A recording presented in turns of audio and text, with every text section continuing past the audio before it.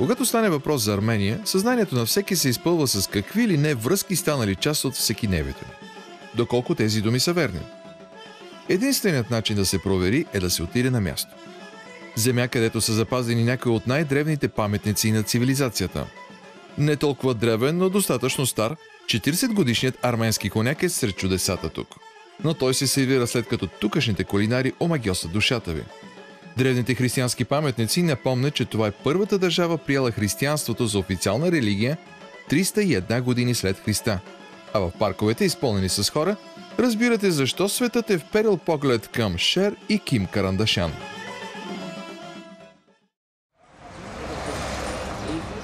Колкото млада, толкова и древна е Армения. Създадена 6 века преди новата ера, тази година страната отбелязва 20-летието на своята независимост. Разхождайки се по едно от най-модерните авенюта на столицата Ереван, Северен проспект, се стига до площада на Републиката. Веднага става ясно, че това е сърцето на града. Министерския съвет, още 2 министерства, луксозен хотел и Националната галерия са оградили фонтана.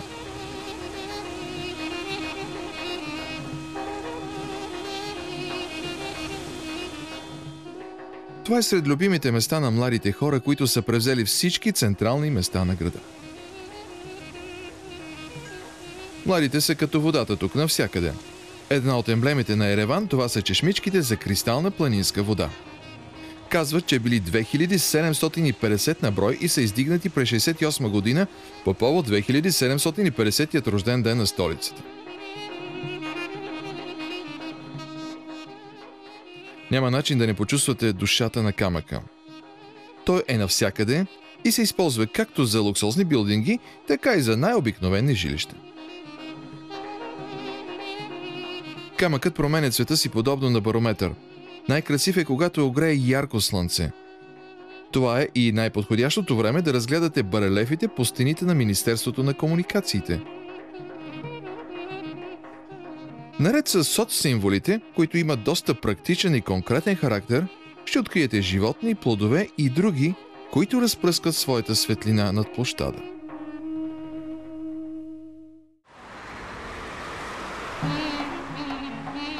Гледайки нагоре, няма как да не забележите паметника на майка Армения. Каменният и поглед най-напред попада на Института за древни ръкописи Матенадаран, който е кръстен на създателя на арменската азбука Свети Месроп Маштоц. През 406 година той създал първите 36 букви. После към тях са прибавени още 3 и днес те се използват като азбука от 3 милиона арменци.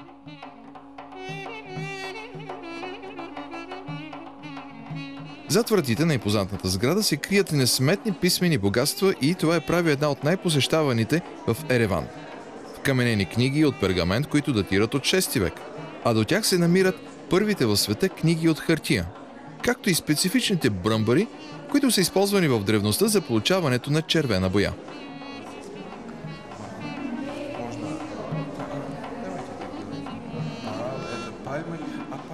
Уникалността на ръкописите тук се състои в това, че повечето от тях са преводи, а оригиналите отдавна са изчезнали безследно. Хроника Евсевия Кесарийского, греческого автора.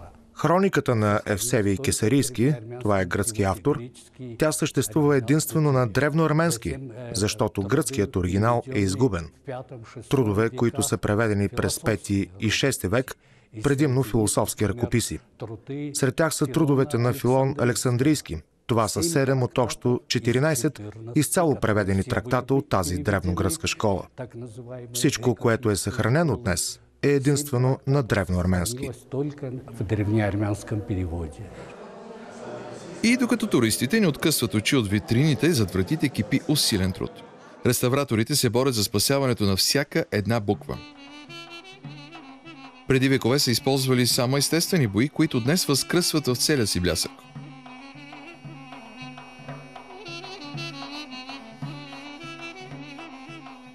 Докосването до книга, което е наблизо 13 века, е като електрически ток. През вековете пергаментът губи яркост, еластичност и тяхното възвръщане е основната задача на научните работници тук. Хартийните книги са голям проблем, но спасението за тях е намерено и това е скъпата, ръчно произведена японска хартия. Оставаме във властта на книгите. Но този път те са далеч по-съвремени. Всъщност те са на учениците от едно ереванско училище. От тях те се учат на английски, разказват истории за милионери в Ню Йорк с две думи – модерни деца, като всички останали. Причината да сме тук е, че това училище носи името на Пейо Яворов. В Армения много обичат българския поет. След няколко дни, прекарани между Арарат и Кавказ, веднага ми стана ясно, че не само съпричастността му към съдбата на арменците е причина за това. Неговият революционен дух, преплетен с безграничната му романтика и нежност, кара хората тук да го чувстват изключително близък. Обич, запазена през годините, която открихме и в музея на училището.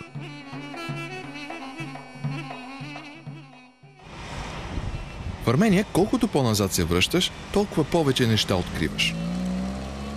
Колата ни отведе в 4 век. Епохата, когато е започнало строителството на манастира Гехард. Това сякаш е края на света, но вместо бездна откриваш, че всичко е заобиколено от напълно непреодолими скали и планини. Днес Гехард е едно от чудесата на ЮНЕСКО. Причината за това е уникалната църква, която е вкопана или по-скоро изградена някакси в пещерата. Затова го наричат и Айриванг, което в превод означава манастир-пещера. Акустиката в горната част на храма е вълшебна и може да превърне най-бездарния певец в истински павароти. А куполът на основната сграда има уникални орнаменти, които не се срещат никъде другаде. Днес тук идват хора от цялата страна. Както да запалят свещичка, така и да донесат петел за курбан, ако в семейството се е родила мъжка рожба. А други могат да открият прекрасния местен сладкиш, наречен гата. А що писа здесь? Гехард. Това е пита със сладък понеж от захар или мед, мляко, масло, орехи, върху който дори има препечена коричка с името Гехард на арменски. Под вещото ръководство на нашия шофьор ние избрахме естествено най-доброто. Оказа се, че нашият вкус е близък до този на домакините ни. Факт, който тепърва предстоеше да откриваме. Разстоянието от Гехард до светилището Гарни е няколко десетки километра и близо 2000 години. Колкото и невероятно да звучи, това е курорт. Така поне твърдят историците за този превъзходен пример за елинистичната култура.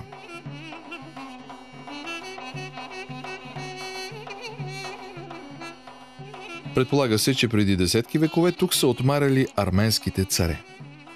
Храмът е прекрасен пример за една от най-важните за питагорейците в Древна Гърция науки, така наречената сакрална геометрия. Тя много бързо се разпространила в Мала Азия и дори достигнала Тигър и Ефрат.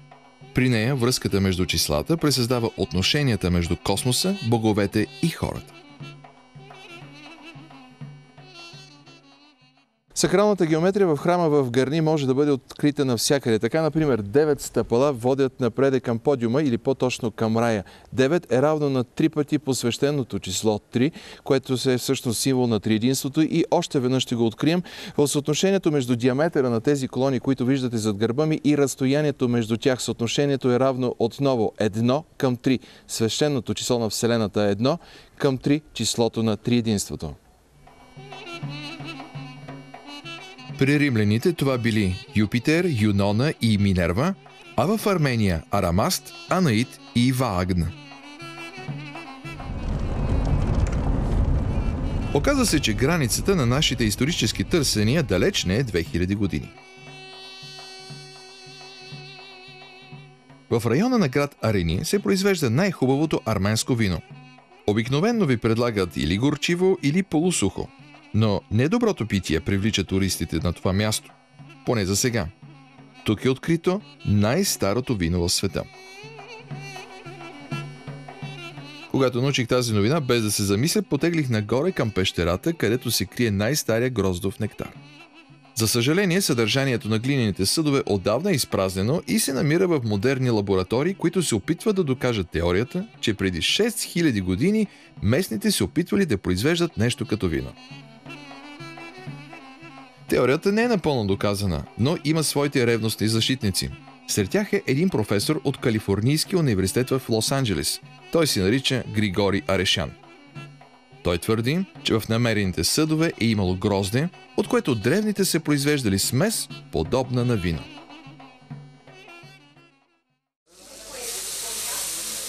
Мисълта, че най-старото вино на земята се намира в лаборатории и никога няма да го отпиеш, е твърде тягостна. За разлика от питието на Дионисий, обаче, в Армения гледат на храната много по-практично. Тук съществува асоциация за развитие и запазване на арменските кулинарни традиции. Майстор-готвачът Седрак Мамулян е царят на арменската кухня и е превърнал готвенето в истинско зрелище. Всяка среща с него е изживяване и най-доброто място за това, естествено, е неговия ресторант. И по-точно, неговата кухня. Най-напред той приготви традиционното ястие тапака армови. Компания щяха да му правят прясно изпечените карабахски хлебчета с зеленина, магданоз, кориандър, копър и босилек. Но все пак трябва да разнообразяваме с по-леките ястия и по тази причина помощникът на шеф Мамулян приготви пиле с сос от боровинки, чесън и орехи. Ну вот и накрываем лавашом. Это хлеб наш армянский и подаем в таком виде. Когато си на маса в Армения, трябва много да внимаваш, иначе винаги ще пропуснеш нещо вкусно. Сиренето, например, е като от приказките. Завързано е в малки бухчички, а вътре има сметана и орехче. А колкото до хлебчетата с зеленина, наречени жингялов хац, не се притеснявайте да си служите с ръка. Всички правят така, съветват ни от Арменската кулинарна асоциация. Благодарение на тази асоциация, в арменската столица, днес могат да бъдат намерени изключително вкусни, автентични ястия от всички краища на страната. Трава очень хороша. Но в Ереван естествено има и китайски ресторанти. Когато открили единия, веднага до него клонирали втори.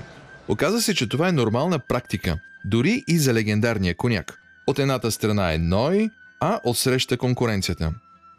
В името на мира и спокойствието, съветът към всеки посетител на Ереван е, ако може, да посети и двата завода. Музеят на единия предлага възможност да се запознаете с всичко свързано с производството на благородното питие. Тук има какво ли не – машини, тапи, бъчви, дори 100-годишни бутилки, по чието гърла, за съжаление, скъпоценната течност отдавна се е изпарила. 4 етажа под земята, зад тази врата, се намира най-голямото съкровище на Армения – конякът. Представете си 4 етажа с бъчви – 3, 5, 7, 10 и 25 годишен, най-добрият, най-скъпият, известен още като властелинът. Сега ви каня заедно с мен да го разгледате, а себе си каня, разбира се, и моят екип, и да го вкусаме.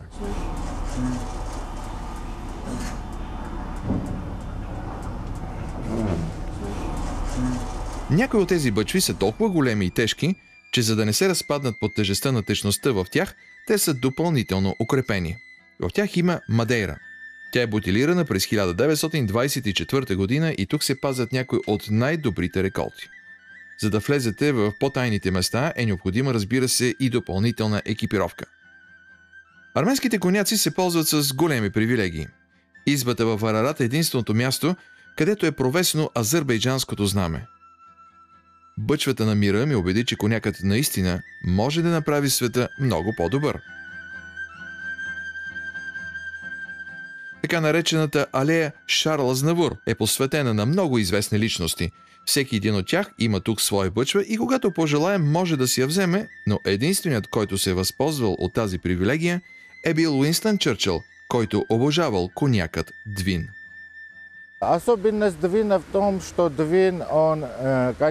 Особеното на Двин е това, че освен, че е отлежал няколко десетилетия, той е и много силен. 50 градуса алкохол. Това е много силен коняк, но изхождайки от това, че е сред най-легендарните коняци, искаме отново той да се появи на бял свят.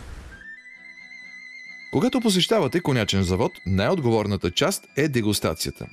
Тя изисква пълно себеотдаване. Количествата във всяка чаша са дозирани до последната капка. Грамажа трябва да е толкова, че ако наклоните чашата и тя се търкулне по масата, не трябва да се загуби и една капка от кехлибарената течност.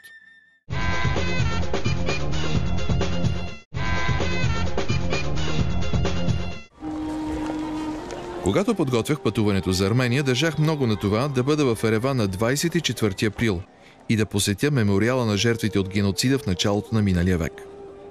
Всяка година на това място стотици хиляди арменци идват да поднесат цвете в памет на загиналите, като потокът не спира до късни часове. Зад мен са 12-те пилона, които са надвесили над вечният огън. Според едни това е символ на 12-те провинции, които са пострадали най-много. Според други това е символ на 12-те апостола, а един от архитектите на мемориал казва, че всъщност най-важното е, че този вечен огън е една голяма горяща рана в сърцето на Армения. Друг от неговите създатели, Сашур Калашян, каза в своите мемуари, че числото не е важно, защото в предварителните проекти са пробвани и други варианти, но 12 се оказала най-добрата комбинация за бетонните стълбове от чисто естетическа гледна точка. Комплексът е изграден през 60-те години на 20 век и въпреки, че строителството му започнало по време на съветската власт, днес това е място за всенародно поклонение и обединение.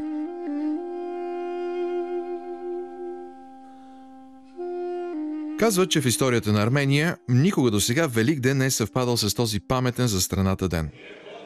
Като се прибави и фактът, че Армения е първата държава приела християнството за държавна религия през 301 година, вълнението от посещението на духовния център на страната Ечмиадзин става още по-голямо. Тук е седалището на главата на Арменската апостолическа църква, католикоса на всички арменци. Това е огромен комплекс, който включва катедрален храм, богословски школи, базиликата Гаяне, а също така и богат музей. Изграждането му започва преди цели 17 века, цифра, която трудно може да се осмисли и приеме, имайки предвид колко е отдалечена назад в древността. Религията винаги се явявала обединител за арменския народ. Днес в страната живеят 3 милиона души, а извън нея 13 милиона. И именно тя, вярата, остава свързващото звено за всички тях.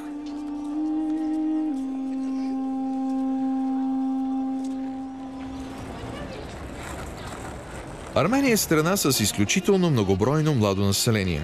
Най-многочислена е възрастовата група между 15 и 29 години. Повечето от тях са родени в годините на независимостта. Разходката и с идеално поддържаните паркове на столицата е отлична възможност това да бъде потвърдено. Поколението, родено в периода след 1991 година, преобразува лицето не само на Ереван. Независими и свободни, младите хора придават съвсем нов облик на страната. В града има много паркове, които буквално треперят от чистота. Те са разположени под формата на пръстен около централните булеварди, които тук наричат проспекти. Едно от любимите места за почивка на открито, това е парка на операта. Идвайки тук да изпиете една местна бира или кафе на джезве, веднага установявате, че се намирате в модерен град с модерни и най-вече независими хора.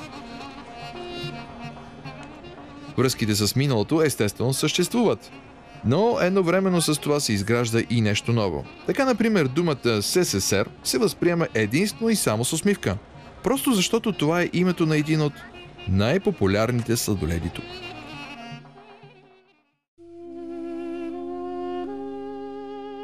Някои от предложенията за почивка в Армения са доста по-екстремни. След близо 30 градусовата жега в столицата, срещата с снеговете на Арарат е доста стряскаща. Колата пътува към градчето Джермук. То се намира в южната част на Армения, наречена Сюник. Основната забележителност е местния водопад. Той не се спуска стремглаво от стотици метри, но заради особеното покритие на неговото русло, той се пени необичайно красиво.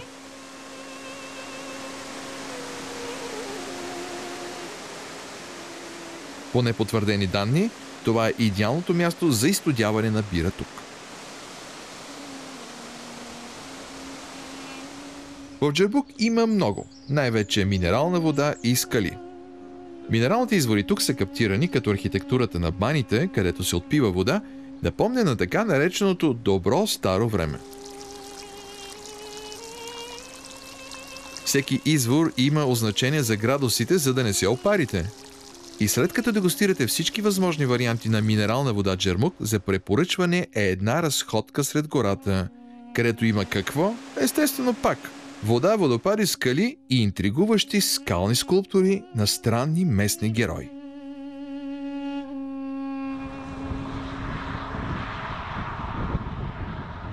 И ако в южната част на Армения водата е буйна и страстна, на север тя е спокойна.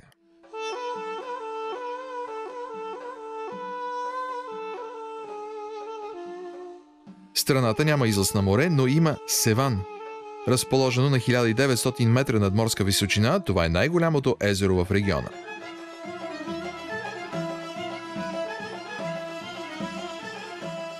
Туристите идват тук, за да се насладят и на двете малки църкви, които гледат от високо. Но това не е всичко. Тук живее царската риба. Местна дребна пастърва, на арменски ишханацук. За да опитате този деликатес, трябва дълбоко да се бръкнете, но инвестицията си заслужава. Рецептата не е сложна и в малкото ресторанче я приготвиха за отрицателно време. Малко домати, копър, лук, няколко картофа и готово. Дегустацията и на близо 2000 метра над морето е приятно изживяване. Рибата е придружена от местния хляб – лаваш. Увивате малко сирене, много зеленина в така наречения бурум и получавате вкусен и здравословен, не знам как да го нарека. Но когато полеете рибата с задължителната арменска водка от черница Арцах, всичко се подрежда идеално. За щастие на това място контролът не е толкова строг и не ви проверява за алкохол, ако решите да гребете. Но трябва да внимавате, защото максималната дълбочина е 86 метра, а водата ледена. По време на най-активния туристически сезон Севан се изпълва с лодки и яхти, затова удоволствието да гребеш самотно сред близо 1300 квадратни километра е повече от голямо. Това е средата на езерото Севан. Казва, че водата тук била най-чистата в страната. Всъщност Армения е известна със своята сладка вода. Да видим дали може и да се пие. Да, може да се пие, прекрасна и на вкус. Всъщност сега ние отиваме към град Норадус, където ще видим 2000 хачкари. Това е едно изключително място. Ако вие се намирате тук, също така може да наемете катер или лодка и да се озовете в едно от най-екзотичните места на Армения.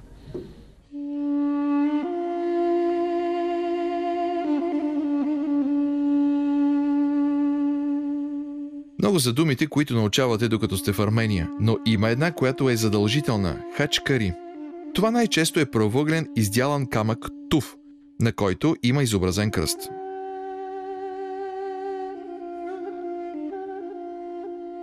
Надали някой е преброил колко има в страната, но определено са десетки хиляди и навсякъде. Но със сигурност има едно по-особено място – град Норадус.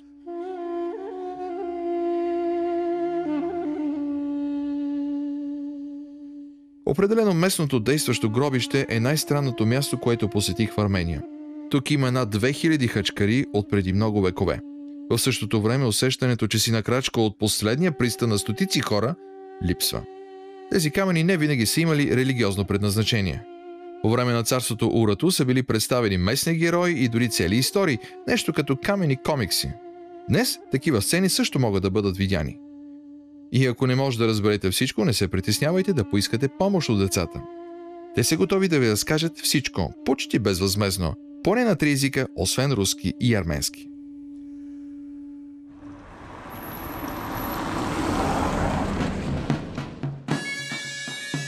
Камъкът в Армения навсякъде е различен. На юг се намира манастирският каменен комплекс Нораванг. Църквите Света Богородица и Свети Карапет са нереално разположени в скалите. На пръв поглед, достъпът до тях изглежда невъзможен. А когато ги достигнете и огледате червените скали наоколо, се чувствате така, сякаш ще останете вечно сред горещите камъни. По-голямата сграда е построена през 14 век. Съдбата й никак не била лека, но тъй като достъпът до това място е повече от труден, разрушенията били минимални. Истинският шедьовър обаче е нейната западна фасада. По нея, като филигран, се издига тясна, елегантна стълба, която води до втория етаж. Вътре и по външната стена, освен барелефи на Дева Мария и всички големи светии, могат да се видят и камени плетеници. Едните са украсени с листа, а другите с гълъби. Има също така и сирени. Всъщност, очарованието на Нораванг се крие в невероятната симбиоза от природа, архитектура, история и, разбира се, хубаво време, защото няма по-добра комбинация между синьо небе, червен камък и свежи цветя.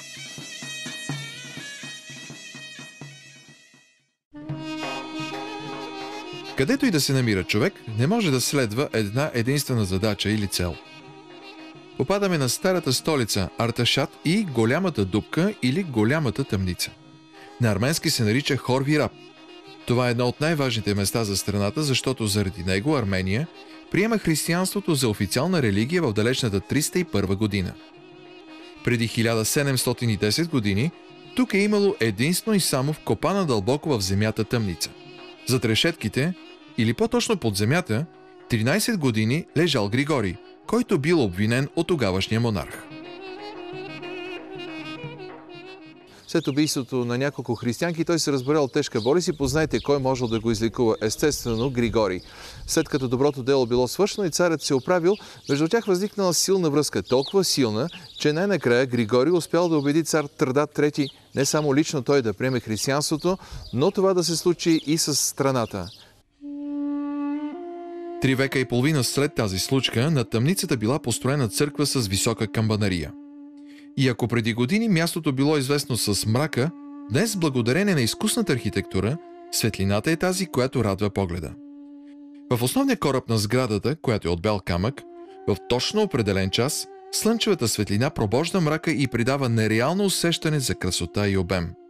Не може да погледнете през това прозорче, защото слънцето буквално ще ви ослепи.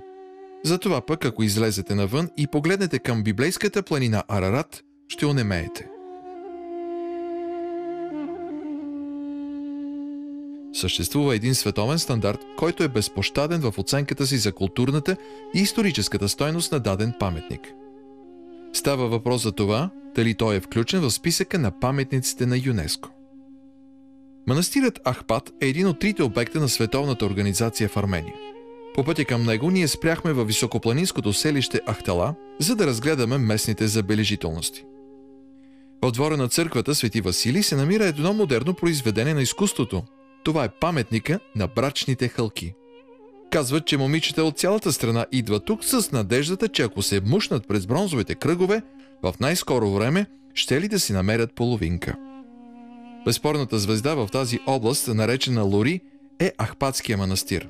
Фактът, че той е под закрилата на ЮНЕСКО, прави отношенията на местните хора към България още по-особено, защото името на генералния директор на организацията, госпожа Ирина Бокова, се споменава с благоволение и усмивка не само тук. Но това далеч не е единствената връзка между нашите страни и потвърждение за това получихме лично от заместник-министъра на външните работи на Армения, господин Сергей Манасарян, който е бил посланник в България. Можем да кажем, че в арменско-български отношения имаме нещо уникално също. Значи имаме общи национални герои. Значи генерал Андроник, който е арменският народ герой, за България горе-долу същата ситуация. Имаме други персони, както генерал Нажде. Ако правим стъпки към съвременният ни живот, уникалността следваща. Имаме общи олимпийски чемпиони. Значи първият олимпийски чемпион от независима Армения беше Армен Назарян в Атланта. След това взех злато на следващите олимпийски игри от България. Планината при Отила Ахпат може да се похвали с буйна растителност, за разлика от Арарат, където преобладават скали, камъни и чукари. Придвижването по пътищата на областта Лори е трудно дори за модерна кола, затова крепостта Гаяне е напълно недостижима. Все пак има 2 успокоения. Едното е легендата за това как през 13 век монголците я обсъдили и всички останали без вода. В деня, в който ще ли да се предадат обаче, завалял дъжд и нашествениците трябвало да се върнат без победа, но все пак с красивата Гаяне, която местният управител оженил за азиатския принц. Второто, това е мой личен спомен за Висоцки и неговата любима скалолазка, която може би е единствената, която може да достигне крепостта. Альпинистка моя, скалолазка моя. В тези недостъпни места най-добре може да видите как се прави местния хляб лаваш. Вкопаната в земята пещ се нарича тонер. И това не е обикновена фурна. В езически времена пекарната е била като храм, жената сядала на нивото на отвора и поставянето на хляба върху ниската стена на пеща се считало като преклонение пред горещото слънце. Това било молитва за здраве, за плодородие и най-вече дълголетие. Не всеки обаче можел да извърши този обред. Ако температурата е висока, хлябът прегаря. Ако пък е ниска, тестото веднага пада на дъното. И в двата случая това може да разгневи боговете. Но колкото и да е вкусен хляба, когато само той е на масата, неговото преглъщане е доста трудно. Затова в най-добрия ресторант в област Лори ни демонстрираха начин за неговото по-лесно усвояване, придружен с шашлик. При това ние случихме на най-добрия измежду добрите. Това е националният шампион на Армения по шашлик – Армен Кафелян. Както ни каза шампионът за добрия шашлик, няма никакви тайни. Затова той запретна ръце и подготви вкусните мръвки буквално пред очите ни. Без да се притеснява, той споделя с всички какво слага в месото. Първо, трябва да знаете, че за един добър арменски шашлик са необходими 4 парчета по 150-200 грама едното. Всичко се обърква с сол, червен пипер, лук, магданоз, мащерка и толкова. Сега вече идва ред на малката тайна, която той все пак ни довери. Хубавото месо майстор Кафелян взима единствено и само от не много големи прасета, които са живяли полудиво, хранили са се с жълъди и най-важното – трябва да бъдат с черен цвят на кожата. Магията се крие в слънчевите лъчи, които проникват през нея и резултатът е очевиден.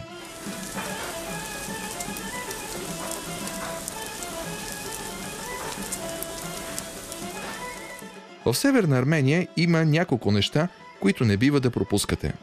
Едното, това са дивите аспержи. Те трябва да бъдат пресни. Приготвянето им е лесно и за това може да ги намерите в по-добрите ресторанти. Сготвени са яйца, те буквално засенчват френските деликатеси. Питате се, кой е другият елемент за доброто настроение на хубавата маса тук? Това е тостът. След всяко гастрономическо изживяване, човек безспорно се нуждае от лека разходка, за да се подготви за следващото подобно изпитание. Но когато си в планината, усилията и напрежението биха могли да се окажат фатални след обилен обяд. А разходката може да бъде и по-лека и също толкова красива, ако обаче е с лифт. Преди малко повече от половин година до границата с Иран е открит най-дългия реверсивен лифт в света. Той се извисява над планинските хребети в продължение на близо 6 км. Разходката струва около 4 евро и определено си заслужава. Веднъж пристигнали на другия край, манастирът се разкрива пред вас с цялото си великолепие. Сградата датира от 14-15 век.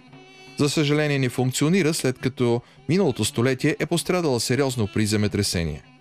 Но има едно нещо, което не може да бъде повлияно от природните стихии. Това е уникалната панорама, която се открива от неговия покрив. От тук може да видите най-високите части на Арарат. Дори може да хвърлите поглед и към Иран. Но ако решите да погледнете пред краката си, внимавайте, защото тук няма огради, които да спрат вашия свободен полет. Манастирът Татев далеч не е единствената атракция в южната част на Армения. Ако не посетите Карахунч, може да се каже, че нищо не сте видели от област Сюник. Това е едно от най-противоречивите и едновременно с това интересни места в страната. На височина 1700 метра над морското равнище, това е най-големият мегалитен комплекс в тази част на света. Той се състои от около 80-90 основни камъка, поставени в почти кръгла форма и стотици по-малки. Много се спори и говори, коментира се какво е това, какво е било предназначението на така подредените преди 7500 години камъни. Едно от най-разпространените мнения е, че това е вид некропол и тук са се извършвали погребения. Твърди се, че телата са правили нещо като почивка между земния си и небесен път. Други странни теории доказват, че това били аграрни съоръжения. Високите до 4 метра камъни били нещо като игли, т.е. това било земна акупунктура. Така едно време лекували земята и може би реколтите били по-добри. Но най-интересните предположения естествено гледат към звездите. Ето дупки като тази се явяват нещо като ябълката на раздора тук в Карахунч. Казват, че ако дойдете на това място в Армения в определен ден, в определен час дори, прогледнете през подобна дупка, ще видите дадена звезда или планета. Казвам ви, че ако аз дойда до вечера тук и погледа отново през тази дупка, дори в която и да от посоките, ще видя някоя планета. Именно поради тази причина никой не може да докаже, че това тук е обсерватория. Но дори само като некропол, това място си остава нещо наистина интересно и много любопитно в Араратските планини. Другото име на това място е Зорат Скарер. Много често го сравняват дори с Стоунхендж, но едно е сигурно – в Англия все още никой не е успял да открие загадката на големите камъни. И в Армения тази тайна все още не е открита. Но все пак хората тук сякаш смятат, че частично са успели да разгадаят мистерията на камъка.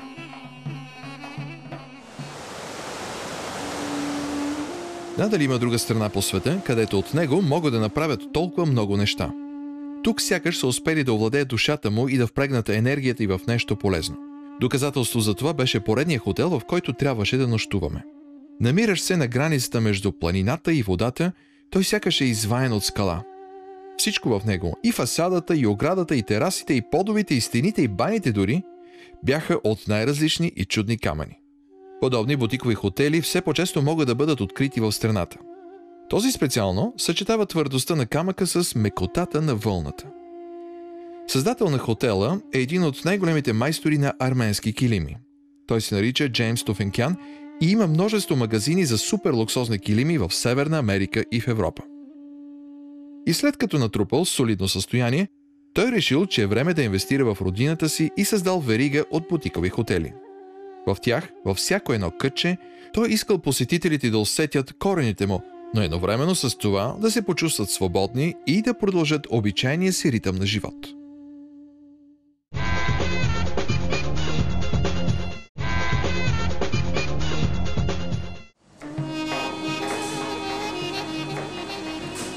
Във всички големи хотели по света сутрин предлагат традиционна закуска. Но когато посещавате дадено място за първи път, не спазвайте правилата. Ако можете, влезте в кухнята и помолете да ви направят нещо местно, нещо, което никога досега не сте опитвали. Бях приет с усмивка, явно местното гостоприемство е много силно и веднага ми предложиха лека арменска супа. А рецептата е много проста. Повечко зеленчуци и най-вече лук, бистра планинска вода и местни подправки. Добавят се топчета от гриз, булгур и най-накрая всичко това се застройва с сусамов тахан. Поднесена с кисели краставички, тази супа е идеална за закуска за шампиони. Но твърде постна според главния готвач и той реши да подсили менюто с порция от типичните арменски говежди кюфтенца. След като ги пъхна във фурната, дойде време за соса, който се приготвя естествено с най-доброто вино от района на Арени. Колкото и да звучи близко до нас това ястие, има нещо различно. В Армения го поднасят по начин, който си заслужава да опитате, с много зеленина, най-вече спанак и листа от свекло. След такава обилна закуска няма начин да не обикнете арменската кухня и да не завържете приятелства за цял живот.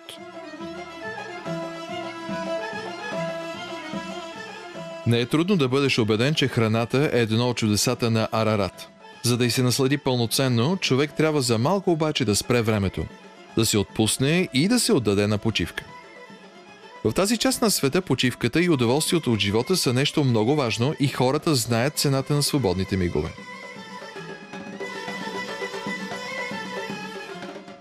Парковете по света са нещо като индикатор за чувството на свобода, което притежават местните хора. Тук те се чувстват добре и не се притесняват да се порадват на всеки миг. Ако решите и вие да се любувате на хубавото време, точно това е мястото. Най-приятното време е при вечер, защото по обед слънцето се вдига прекалено високо. В комбинация с сухия въздух, наистина ще трябва да се подкрепяте с много вода.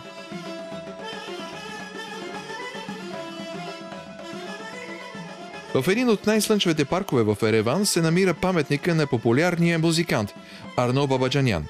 Артистът винаги завършвал изпълненията си с специфичен размах и жестът е запечатан в бронза, както и неговия характерен профил на лицето. Армения е дала много музиканти на света. Те не могат да се подредят в никаква специална класация. Сред тях са Шарл Азнавур, Арам Хачатурян, но има едно име, което е сред водещите професионалисти. При това не къде да е, а в Холивуд.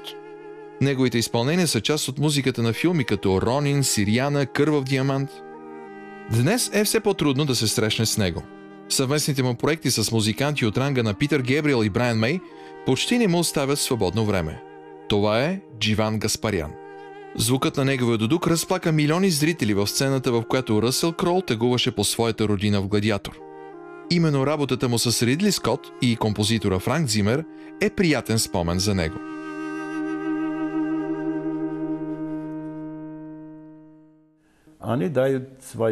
Те ми дават своята музика и аз свиря. След това казват: Дживан, как мислиш, какво може да се изсвири още тук? При много филми беше точно така. Ето, например, когато свирях за Гладиатор. Композитор на музиката беше Франк Зимер. Той ми даде написаното от него и аз изсвирих всичко, което беше пред мен. Изсвирих го на мига. Нямаше никакъв проблем. Изсвирих го веднага и всичко се записва. Чета партитурата и свиря. След това ми каза: Дживан, помисли сега какво още можеш да изсвириш на дудука, защото аз може би не съм намерил това, което желая. И след като засвирих отново, от комисията гласуваха с 2 ръце да остане това, което дядя Дживан е изсвирил.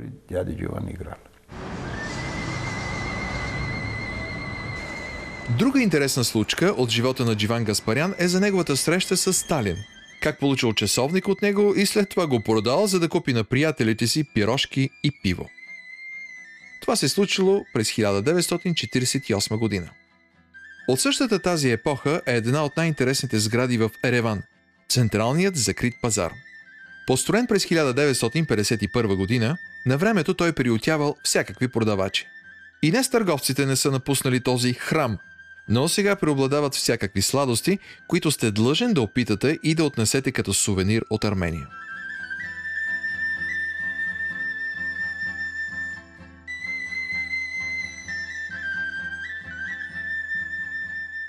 На първо място е суджу. Това е сладкиш, известен и в България. Това са нанизани орехи, които са варени в сладък гроздов сок. За близо 2 евро ставате горд притежател на метър от това изкушение. Местните продавачи дори се шегуват, като го наричат арменския сникърс. Колкото до другите лакомства, много е трудно да се определи кое е водещо – вкус, цвят или екстравагантност.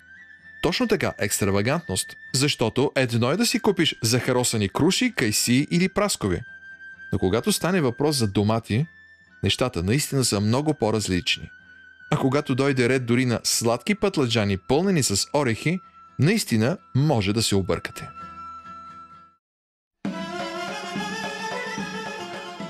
Не може да напуснете града без да посетите едно от най-артистичните му места – Центърът за изкуства Кафежджан, наречен Каскадите.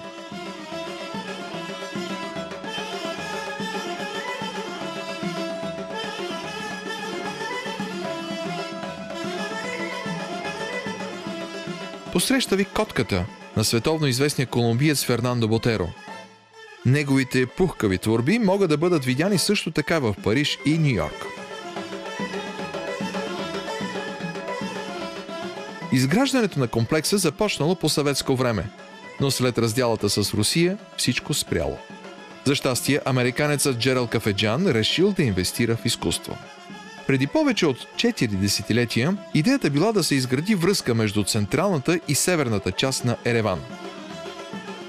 Днес, благодарение на ескалатори, жителите на града спестяват много време и се радват на приятни изживявания. Тук се намира най-голямата частна колекция от художествено стъкло на майстори като Масами Кода, Дейл Чихули и Бертил Валиан.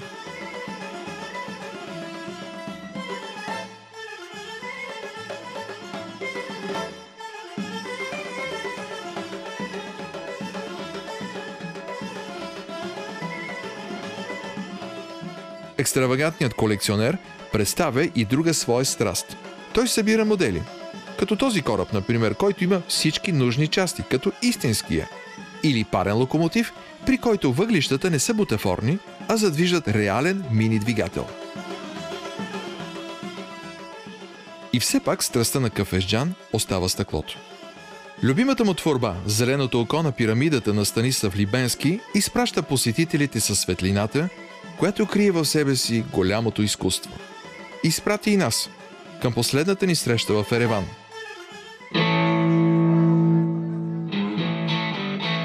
Сурен Аростамян Трио предстоеше да забие на поредния си концерт, така както са го правили дори с великите Deep Purple.